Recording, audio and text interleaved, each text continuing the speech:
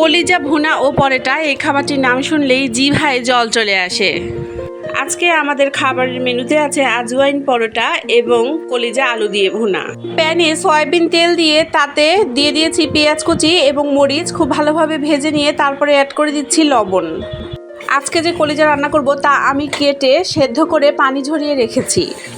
এখন একে একে অ্যাড করে দিব হলুদ গুঁড়া, মরিচের গুঁড়া, আদা বাটা, রসুন বাটা এবং জিরে বাটা। তারপরে মশলাটা একটু কষিয়ে নিব।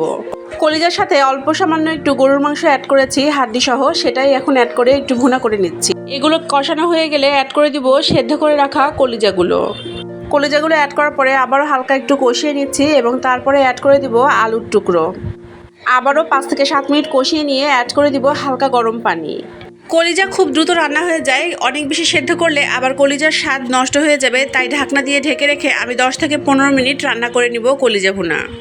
এরপরে তো আমার কলিজা ভুনা রেডি। এখন আমি আজওয়াইন পরোটা বানানোর প্রস্তুতি নিয়ে নিব।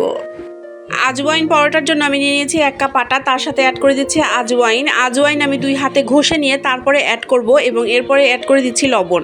হালকা গরম পানিতে ডোটা মাখবো, তারপরে হাতে একটু তেল নিয়ে আবারও একটু স্মুথভাবে দারুণ একটা ডো তৈরি করে নিব। দেখতেই পাচ্ছেন আমার ডোটা কতটা স্মুথ হয়েছে। এখন আমি পরোটা বেলে নিচ্ছি। প্রথমে একটা গোল রুটি বেলে নিচ্ছি, তারপরে তাতে অ্যাড করে দিব কিছুটা তেল এবং তারপরে ছড়িয়ে দিব শুকনো ময়দা। তারপরে পছন্দসই ভালোভাবে আমি পরোটাটা মুড়িয়ে নিব এবং মুড়িয়ে নেওয়ার পরে আবারও একটু বেলে নিয়ে তৈরি করে ফেলবো একটা পরোটা। আজওয়াইনের ফ্লেভার বেশ ভালো লাগে আর এটা কিন্তু আমাদের হজমেও সাহায্য করে। রুটিটা বেলে নিয়ে আমি এখন প্যানে ফ্রাই করে নিব। এই পরোটা বানানো যতটা সহজ, খেতে ততটাই মজা। আজওয়াইনের ফ্লেভারের পরোটাটা আপনারা যারা এখনও ট্রাই করেননি তারা কিন্তু বাসায় বানিয়ে ট্রাই করতে পারেন।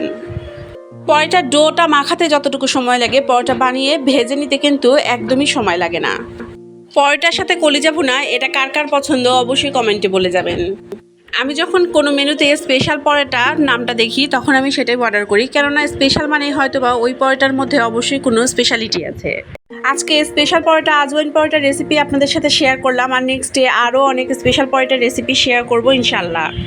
আমার সব পরোটাগুলো ভাজা হয়ে গেছে, এখন আমি খাবার সার্ভ করে দিচ্ছি। পরোটাগুলো একটু বড় সাইজের, তাই আমি পিস করে কেটে তারপরে সার্ভ করছি।